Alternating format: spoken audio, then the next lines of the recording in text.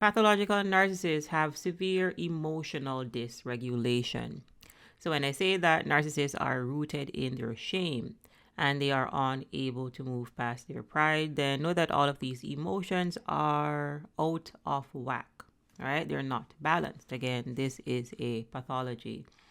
So, their shame is disordered, their guilt is disordered, and so on. And that's what I'm going to delve deeper into here in today's video.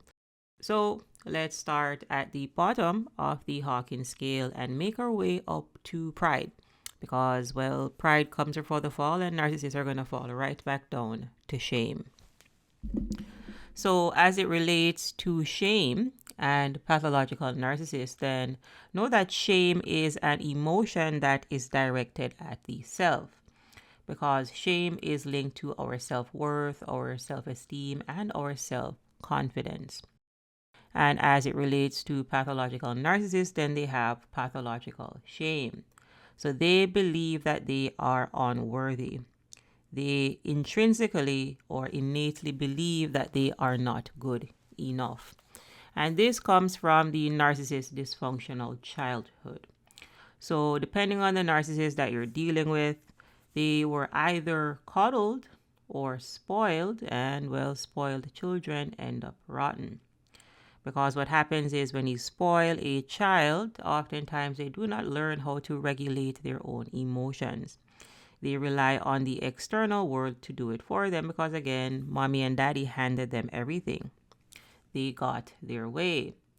And what you'll see is when these golden, spoiled children become adults, they expect the same treatment. So they expect to get whatever they want without putting in the adequate work. And this is also related to regulating their own emotions. So know that when people spoil children, they're not really developing self-confidence. What they're developing is their ego. And the ego is a false self. So think about this. You have a spoiled golden child that did not have to work for their stuff. They did not have to work for their car. Mommy and dad bought their car. They did not have to work to get through school. The parents paid the teachers and the school. So they didn't really have to put in the effort. So what you see here is someone that is not working on themselves. And well, if you're not working on your true self, people, you are working on your false self. And this is why spoiled golden children end up ego maniacs. They end up with an overinflated ego. And this is maladaptive because we are here to spiritually awaken. So you do not want to have an overinflated ego because an overinflated ego is working against the spirit. So you'll see where as adults, well, spoiled children, well, they end up rotten. So what do you call a rotten adult? An ego maniac. Someone that does not truly love themselves, you see. What they are in tune with is their false self. So you have the narcissists that were spoiled or coddled, overindulged and underindulged, and then they grew up to be entitled, egotistical adults with low self-esteem. Again, this is the shame. This is the unworthiness. So you have some narcissists that were spoiled and coddled, right? The golden children, most of them end up to be very narcissistic. They end up egomaniacs. And then you have the other narcissists that grew up in what I call the shameless type of dysfunctional family systems, right? There was most likely a lot of neglect, abuse.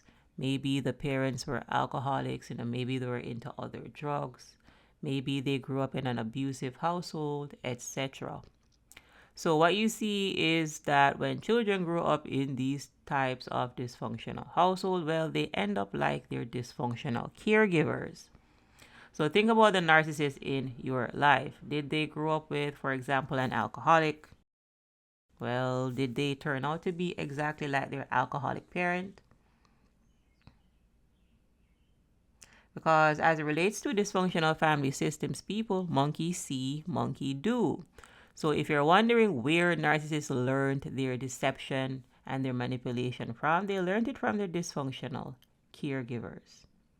So oftentimes in these shameless type of dysfunctional family systems, the children have to raise themselves. So they don't have a lot of guidance. And because they don't have a lot of guidance, then they go down the wrong path.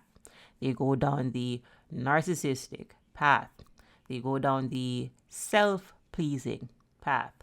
So narcissists really come out of two main types of households. And again, one is the golden spoiled child, and the other one is the shameless type of dysfunctional family system where there was most likely abuse, substance abuse, neglect, poverty, and a lot of dysfunction, and they grew up mirroring that dysfunction. And again, all of this is tied to shame, low self-esteem.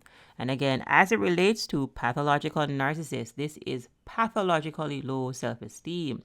Self-esteem so low that they would probably have to look up to see it. So you are dealing with self-loathing individuals. And understand that the shame that narcissists have is a very deep-seated shame.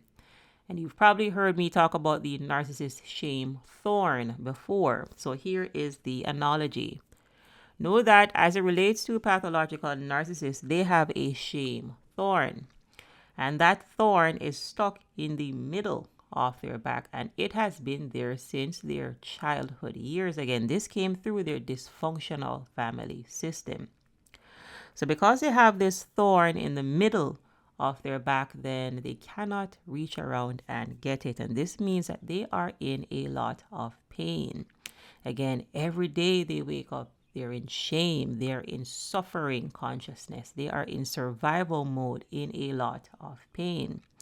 And the thorn is in the middle of their back and they cannot reach it. So oftentimes what you will see is you come in as the empathetic person, the kind person, and you see that they are in pain and, well, you want to help them. You have empathy to give, you have love to give, and you see that they need help. Now, here's the thing, people. Narcissists do not truly want your help because they believe that if you try to remove that thorn, it is going to cause them more pain. They believe that if you try to remove that thorn, you're actually manipulating them, you see. So they truly won't accept your help, and because they won't accept your help, then the thorn remains, and they remain in pain. They remain in shame. This is the narcissist's deep-seated shame thorn. They have pathological shame, pathologically low self-esteem, disordered shame, not healthy shame. And because of this, they sweep this shame under the rug because, again, shame is that emotion that tells you to hide yourself. It tells you that you are unworthy. So a narcissist sweep that shame under the rug. Again, all of the things that happened in their childhood years, the neglect, the abuse, the trauma, etc. And because they don't face this shame, well, it grows. Because they're not truly addressing the problem. So they run from their shame and they get to guilt. So here's the thing with narcissist people. Narcissists do not feel true remorse because guilt is the emotion that tells you that, hey, I have done something wrong. So while shame is directed at the self, guilt is directed at the object. So I can feel shame if I am a thief, but I feel guilt that I stole something. Now, when it comes to narcissist people, narcissists do not feel true guilt, so they do not feel true remorse. And because they do not feel true guilt or true remorse, you will see that they do not stop their dysfunctional behavior. So they run from their guilt and they end up at apathy. And you've probably felt the apathetic, cold nature of the narcissist. Because remember that the higher you go on the Hawkins scale, the better you feel. So know that when narcissists are apathetic to you, they feel better than when they are in shame. You see, apathy feels better than shame. And narcissists are empathy impaired because they don't have any empathy to give to you. What they do have to give is apathy. Again, what narcissists have to give to you is between shame and pride. And all of these emotions are dysfunctional. So know that their apathy is also dysfunctional, and this is why they try to transfer all of that apathy to you. Know that all of this apathy, people, is really what is going on inside of the narcissist. And they are cold and callous because that is the vibration that they operate at. So one level up from apathy then is going to be fear. And narcissists are fear-based people. Oftentimes they are very paranoid. And you know that they are fear-based people because one of the narcissist's major fears is the fear of abandonment. Wait a minute! And this is why oftentimes they will try to abandon you before you abandon them. So know that oftentimes narcissists will initiate the discard because they believe that you are on the brink of ending the relationship. So they feel that it is in their best interest to run off before you run them off. Because narcissist people prefer to quit. They hate to be fired. They love to quit on you, but they hate to be fired because, again, they exist in a fear-based state. And oftentimes, this fear metastasizes into paranoia because a lot of narcissists are very paranoid people. Right? One level up from fear, people, is desire. And the desire is also dysfunctional. It is dysregulated. And addictions are born out of dysfunctional desire. And know that every single pathological narcissist is a people addict. Know that every single pathological narcissist is a people addict. Addictions are born out of dysfunctional desire. It is when the desire for the drug is more than the desire for life itself.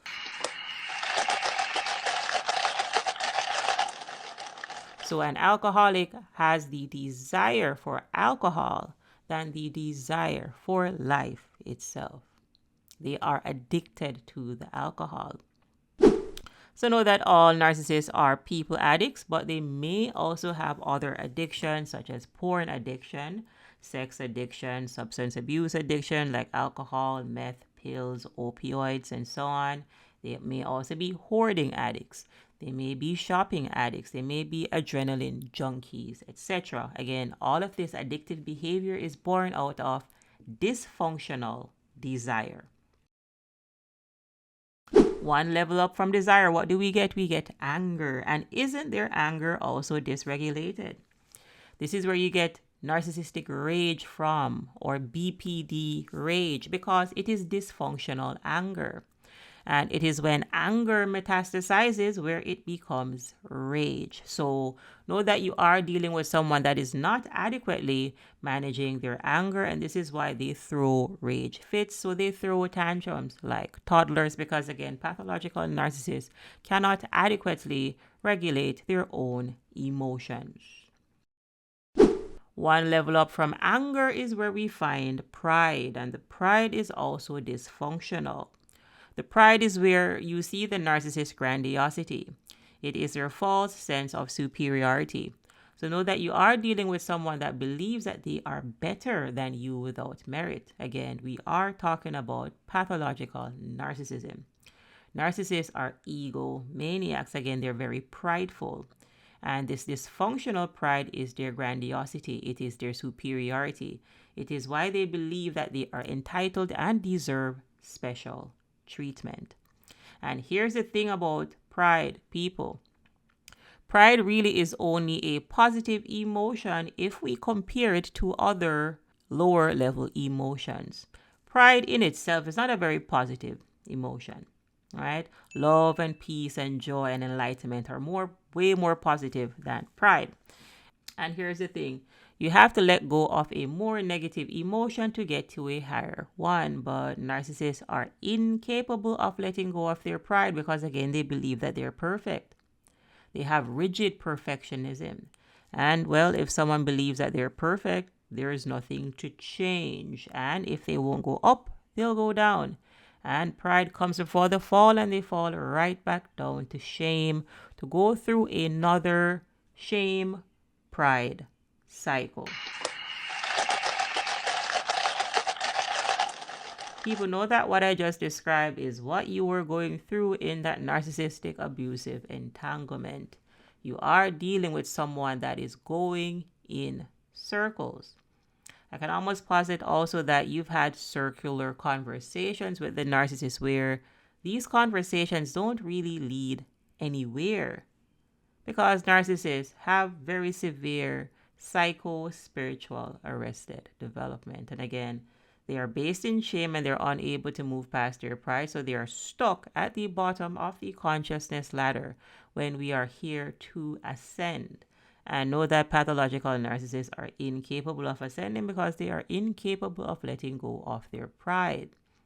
Hence, pride comes before the fall and they fall right back down to shame to go through another shame pride cycle.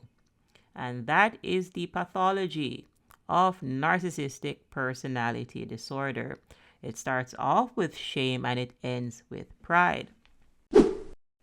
If we take a look at the narcissistic abuse cycle, we'll see where it also starts off with shame and it ends with pride.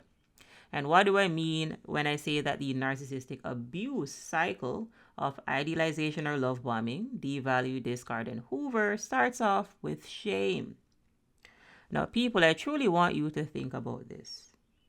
In the love bomb, in the idealization phase, pathological narcissists put on a mask to deceive others into believing that they are someone that they are not. They wear a mask. They wear a mask that is actually a mirror of you. It is an idealized image of you. So in the love bomb phase, pathological narcissists, people wear a mask. So here's the thing. Let's say that, for example, I came on here telling you that I am Wonder Woman. Right? That's the mask that I'm wearing. So why would I want to pretend that I am Wonder Woman instead of being myself? Because I am not Wonder Woman. I am Sheikah. What would possess me to pretend that I am Wonder Woman besides the fact that I truly hate myself? That's the only reason that I would pretend to be Wonder Woman or Spider-Man or Thor or some other character. It is because I truly hate myself. I know that in the idealization people or the love bomb phase, pathological narcissists hate themselves. That is why they have to pretend to be something that they're not. They're shame-based people. They hate themselves. That is why they pretend. Authentic people love themselves. That's why we are authentic. You know that you have value, but pathological narcissists do not believe that they have innate value. They have pathologically low self-esteem. So you'll see where the narcissistic abuse cycle starts off with shame. It starts off with self-loathing. Only a self-loathing individual people would pretend to be something that they're not. Only a self-loathing, self-hating individual would do something like that. So the narcissistic abuse cycle starts off with shame. Narcissists hate themselves, and this is why they pretend. So eventually you'll get to the devalue. This is where the apathy comes in. This is where their anger and their narcissistic rage fit come in. And again, eventually you will get to the discard and the hoover. And again, because pathological narcissists are incapable of letting go of their pride, well, pride comes before the fall and they fall right back down to shame. So the narcissistic abuse cycle starts off with another idealization phase or a love bomb phase. So they're back to shame. And again, and again, and again. And pathological narcissist people have been stuck in this shame, pride cycle since their developmental years. Because with the type of psycho-spiritual arrested development that they are at, they did not pass the age of about 5 or 12 years old. So physically, you could be dealing with an adult. The narcissist could be in their 20s, 30s, 40s, 50s. You could be dealing with elderly narcissists in their 60s, 70s, etc. But again, internally, they did not develop past the age of 5 or 12 years old. 5 to 12 years old. And you know this because pathological narcissists throw tantrums like toddlers. That is their internal age. I know that when I use the term toddler here to describe narcissists, this does not mean that their behavior is cute. This means that their behavior is very destructive. And in the great words of healer, author, and shaman, Malidoma Patriso, he states that if you keep a person in an adolescent state, they will act militaristically.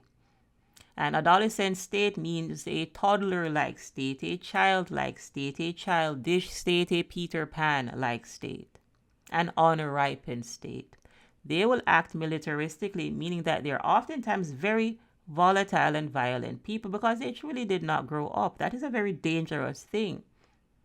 If you put the child at the wheels of a car, they're going to crash that car. And that is exactly what you're going to experience if you are entangled with a pathological narcissist, because you are on the Titanic. That ship must go down. You cannot build with a pathological narcissist. They embody destructive energy. They act very militaristically because, again, they are rooted in their shame. They have a deep-seated shame thorn. They are rooted in their shame and they're unable to move past their pride. And pride comes before the fall, and they fall right back down to shame because they are stuck in this destructive cycle. So it is of the utmost importance that you adjust your sails and get the courage to walk away and stay away.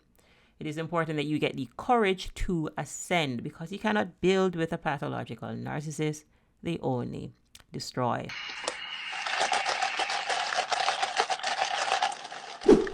And that really is the quick message for today, kind folks. Thank you all for your continued support. As always, know that if you need one-on-one coaching, go ahead and book a session online. All of this is available at narcdojo.com, or you can send an email to narcdojo@gmail.com. Again, all of the links are here on the page for you to access. So that's really the quick message for today. Thank you for your support. Ensure that you are subscribed for more empowering content. If you have any questions or feedback, go ahead and leave that in the comment section. Sheikah is the name. Thanks for watching. I'll see you in the next video.